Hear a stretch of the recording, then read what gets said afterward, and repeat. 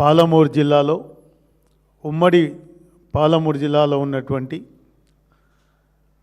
ప్రాజెక్టుల సందర్శన పేరుతో ఈరోజు ఇవాళ రేపు హెలికాప్టర్లో సుడిగాలి పర్యటన చేయబోతున్నటువంటి మరి ముఖ్యమంత్రి గారు, రాష్ట్ర మంత్రులు, మరి అదేవిధంగా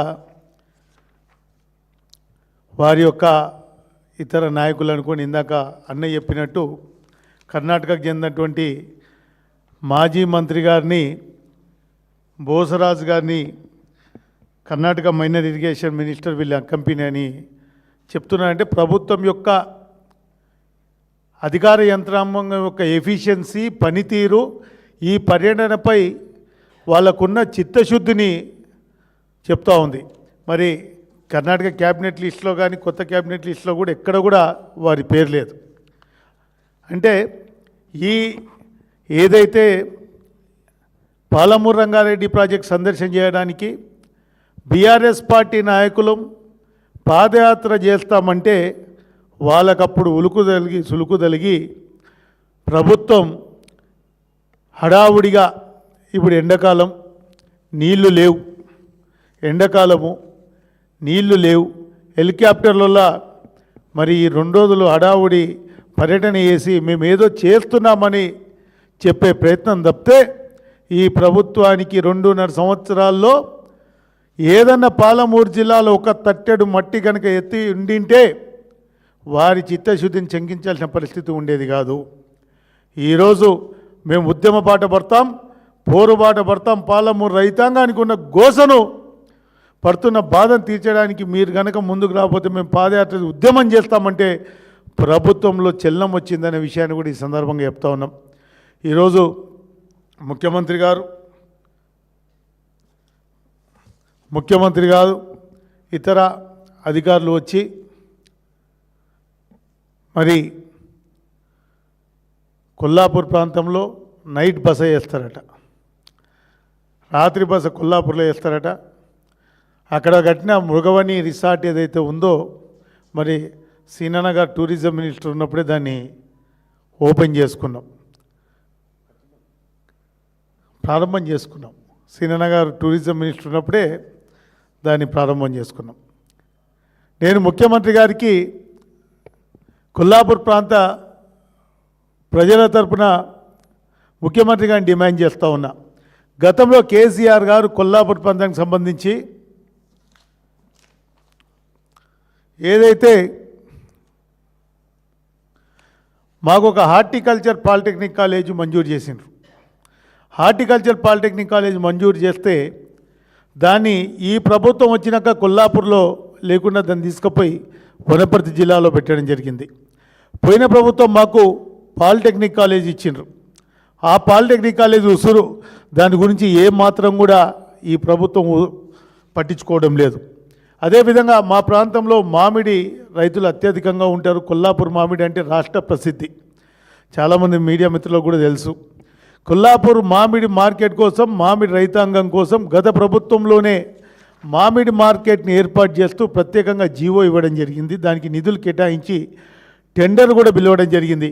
2.5 సంవత్సరాల్లో మామిడి మార్కెట్ కానీ మామిడి రైతాంగం గురించి కానీ ఆలోచించిన పాపాన ఈ ప్రభుత్వం పోలేదనే విషయాన్ని కూడా మీకు ఈ సందర్భంగా చెప్తా ఉన్నాం. అదేవిధంగా సింగోటం నుంచి గోపాల్ తినే లింక్ కెనాల్ ఇచ్చి కొల్లాపూర్ ప్రాంతంలో ఉన్న రైతాంగాన్ని యొక్క బాధలు వెదలు తీర్చాలనే ఉద్దేశంతో ప్రభుత్వము 147 కోట్ల రూపాయలతో గత ప్రభుత్వం మంజూరు చేసి టెండర్లు పిలిస్తే టెండర్లు అయిపోయినాయి. మరి రాఘవ కన్స్ట్రక్షన్ కంపెనీకి టెండర్ వచ్చినాయి. ఇంతవరకు 2.5 సంవత్సరాలు అయిపోయింది ఈ ప్రభుత్వం వచ్చి. పొంగులేటి శ్రీనివాసరెడ్డి గారి యొక్క కంపెనీ 2.5 సంవత్సరాలు అయిపోయింది. ఇది ఇప్పుడు మా ప్రభుత్వంలో అంతకుముందు 6-7 నెలలు భూసేకరణ జరగలేదు. ఎక్కడ వేసినా గొంగడి అక్కడే విధంగా ఉంది. అదేవిధంగా గతంలో శ్రీశైల నిర్వాసితులకు సంబంధించి వాళ్ళకు డిస్ప్లేస్డ్ ఫ్యామిలీస్కు న్యాయం చేయాలనే ఉద్దేశంతో గత ప్రభుత్వంలో 68 జీవో ద్వారా కొంతమంది ఈ లష్కర్ ఉద్యోగాలు ఇప్పించాలనే ప్రయత్నం చేసి కొంతమందికి పోయిన ప్రభుత్వంలో లష్కర్ ఉద్యోగాలు ఇప్పించడం జరిగింది. అదేవిధంగా కొంతమందికి సంబంధించినటువంటి ఫైల్ పూర్తిగా ప్రభుత్వం నుంచి వచ్చి అన్ని అనుమతులు పొంది వనపర్తిలో ఉన్నటువంటి సంబంధిత అధికారులకు డిస్ప్లేస్డ్ ఫ్యామిలీస్కు ఉద్యోగాలు ఇవ్వండి అని చెప్పి ఆదేశాలు గత ప్రభుత్వంలో ఇవ్వడం జరిగింది. అది జరిగి 2.5 సంవత్సరాలు అయింది. మానవతా దృక్పథంతో వెంటనే ఆ డిస్ప్లేస్డ్ ఫ్యామిలీస్ పర్సన్స్కి ఎవరైతే ఉన్నారో ఆనాడు అప్రూవ్ అయిన లిస్ట్ ఉంది. మీ కనుక ఆ లిస్టు పైన ఏదైనా అనుమానాలు ఉంటే మళ్ళీ వెరిఫికేషన్ చేయండి. కానీ ఆ డిస్ప్లేస్డ్ ఫ్యామిలీస్కు ఉద్యోగాలు ముఖ్యమంత్రి కాదు గత ఎన్నికల ముందర కొల్లాపూర్ లేపిండు, శాశ్వత పరిష్కారం చూపెడతా అన్నాడు. నేను డిమాండ్ చేస్తూ ఉన్నా, మేము గత ప్రభుత్వంలో ఏదైతే డిస్ప్లేస్డ్ ఫ్యామిలీస్కి ఉద్యోగాలు ఇవ్వాలని ఆనాటి కేసీఆర్ గారి నాయకత్వంలో వారు ఆదేశాల మేరకు దానికి సంబంధించినటువంటి ఫైలు కూడా పూర్తిగా పరిశీలన జరిగి దానికి సంబంధిత అనుమతులు ఇచ్చి వనపర్తి జిల్లా కలెక్టర్కు, నాగర్ కర్నూలు జిల్లా సంబంధిత అధికారులకు పంపించడం జరిగింది. వాటిని వెంటనే ఇంప్లిమెంట్ చేయాలి.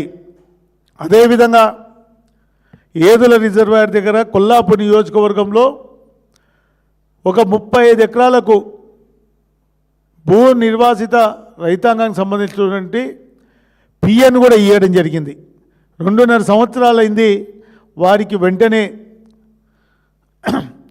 వాళ్ళకు భూసేకరణ డబ్బులు చెల్లించాలని చెప్పేసి నేను డిమాండ్ చేస్తూ ఉన్నా. మరి 2.5 సంవత్సరాలుగా ఏవైతే మా ప్రాంతంలో గత ప్రభుత్వం ఇచ్చినటువంటి హామీలు ఏవైతే ఉన్నాయో గత ప్రభుత్వం మంజూరు చేసిన వాటిని వెంటనే ఇంప్లిమెంట్ చేయాలని, అదేవిధంగా బీఆర్ఎస్ మా నియోజకవర్గంలో గతంలో శ్రీధర్ రెడ్డి హత్య జరిగింది. 2 సంవత్సరాలు దాటిపోయింది. శ్రీధర్ రెడ్డి హత్యకు సంబంధించినటువంటి పురోగతి లేదు. సాక్షాత్ పేపర్లు చూసిన ముఖ్యమంత్రి గారే స్వయంగా అధికారులకు ఆదేశాలు జారీ చేసినారు. దీనికి సంబంధించి నిందితులను పట్టుకోండి అని చెప్పి ముఖ్యమంత్రి చాలా పేపర్లు చూసినాం. కానీ 2.5 సంవత్సరాలైనా 2 సంవత్సరాలు దాటినా ఆ ఊసు లేదంటే ప్రభుత్వ పనితీరు ఏ విధంగా ఉందో ఒక్కసారి ఆలోచన చేయమని చెప్తా ఉన్నాం. మంచి ప్రాజెక్టుల సందర్శన చేస్తూ ఉన్నారు, టూరిజం ప్లేస్ల సందర్శన చేస్తూ ఉన్నారు. కానీ ఒక్కసారన్నా రోడ్ల మీద పోసుకున్న వడ్లను ఎప్పుడెప్పుడు కొంటారా అని చూసిన ఒక్క రైతు కల్లాలనన్నా మీరు పరిశీలించినారా అని చెప్పి అడుగుతూ ఉన్నా. వడ్ల రైతు గోస ఈ ప్రభుత్వానికి పట్టడం లేదు.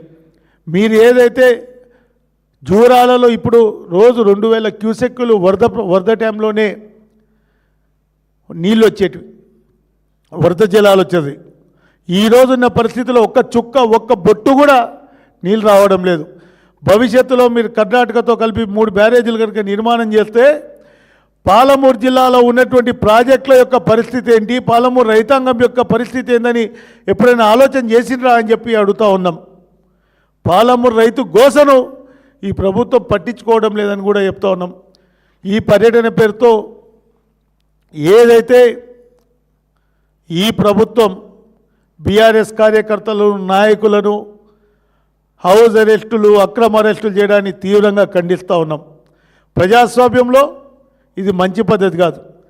ప్రభుత్వ పర్యటన ఎవరు కూడా దానికి సంబంధించి ఇందాక పెద్దలు శ్రీనివాస్ గౌడ్ గారు చెప్పినారు, ఎవరు మాకు బీఆర్ఎస్ పక్షాన కానీ ఎవరం కూడా దానికి సంబంధించి అడ్డుకోవడమో ఏదో చేస్తారని అపోహతో భయభ్రాంతులకు గురి చేసి బీఆర్ఎస్ కార్యకర్తలు మాత్రం వేధింపులకు గురి చేస్తే సహించేది లేదని కూడా ఈ సందర్భంగా హెచ్చరిస్తూ ఉన్నాం. ఖచ్చితంగా ప్రభుత్వం మా ప్రాంతం వెనుకబడిన ప్రాంతం 10 సంవత్సరాల్లో జరిగినటువంటి అభివృద్ధి కానివ్వండి, ఇంకా జరగవలసిన అభివృద్ధి కానివ్వండి, 2.5 సంవత్సరాల్లో ఈ ప్రభుత్వం ఏమీ చేయలేదు. ముఖ్యమంత్రి గారు మీరు అక్కడ పోయి రాత్రి నిద్ర చేస్తూ ఉన్నారు. మరి నిద్ర చేసి ప్రజలకు సంబంధించినటువంటి సమస్యలకు శాశ్వత పరిష్కారం చేస్తారా, లేకుండా ఊరికే ఇది ఒక విహారయాత్ర లెక్క తిరిగి వస్తారా ఒకసారి చెప్పాల్సినటువంటి అవసరం ఉంది. అదేవిధంగా మా ప్రాంతంలో లక్ష్మీ నరసింహస్వామి యొక్క సింగోటం లక్ష్మీ నరసింహస్వామి యొక్క దేవాలయం ఉంది. ఆ దేవాలయానికి గత ప్రభుత్వం ఆనాటి ముఖ్యమంత్రి కేసీఆర్ గారు 15 కోట్ల రూపాయల నిధులు మంజూరు చేశారు గుడి పునర్నిర్మాణం కోసం. ఆ నిధులను ఈ ప్రభుత్వం రాగానే టెండర్ స్థాయిలో ఉన్నదాన్ని ఈ ప్రభుత్వం రాగానే వాటిని క్యాన్సిల్ చేసింది. మేము డిమాండ్ చేస్తూ ఉన్నాం, గుడిని లక్ష్మీ నరసింహస్వామి గుడిని పునర్నిర్మాణానికి నిధులు వెంటనే ప్రకటించాలని, వెంటనే తిరిగి మంజూరు చేయాలని బీఆర్ఎస్ పార్టీ పక్షాన డిమాండ్ చేస్తూ ఉన్నాం. ఏదైతే ఇప్పటికీ బీఆర్ఎస్ పార్టీ కార్యకర్తలను అక్రమంగా వేధించొద్దు, ఇది మంచి పద్ధతి కాదు అని చెప్పి ఈ సందర్భంగా తెలియజేస్తూ, మరి మా దగ్గర రామన్నగట్టు రిజర్వాయర్, ఇంకొకటి రామన్నగట్టు రిజర్వాయర్ అని ఒక రిజర్వాయర్, దానికి సంబంధించినటువంటి పరిపాలన అనుమతులు వచ్చినాయి గత ప్రభుత్వంలో, వాటిని కూడా ఇంప్లిమెంట్ చేయాలని కూడా చెప్తూ, వడ్ల రైతులు కొల్లాపూర్ ప్రాంతంలో ఉన్నటువంటి వడ్ల రైతుల గోసను పట్టించుకోవాలి. ముఖ్యమంత్రి గారు ఆ వడ్లు గతం కొన్నా మీరు ఎక్కువ కొన్నారా తక్కువ కొన్నారా ఒకసారి మీదే డేటా ఉంటుంది, ఒకసారి వెరిఫై చేయండి అని చెప్పి నేను ముఖ్యమంత్రి గారిని కోరుతా ఉన్నా. ఖచ్చితంగా గత ప్రభుత్వం మంజూరు చేసిన వాటిని అన్నిటినీ ముందుకు తీసుకుపోవాలని చెప్పి నేను బీఆర్ఎస్ పార్టీ పక్షాన డిమాండ్ చేస్తున్నా. Thank you.